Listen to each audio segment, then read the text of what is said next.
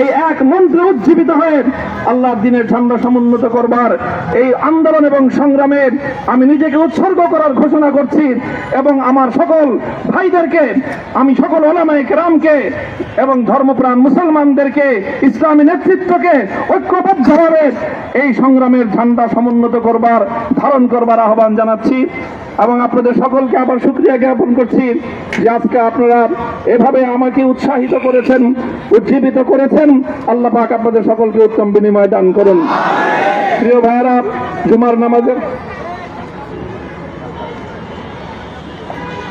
জুমার নামাজের একেবারে ঠিক আগ মুহূর্ত, এখন সব মসজিদগুলোতে জুমার প্রস্তুতি চলছে। আমরা এখন এখানে খুব সংক্ষিপ্ত দোয়ার মাধ্যমে আমাদের আজকের এই প্রোগ্রামের সমাপ্তি ঘোষণা করব।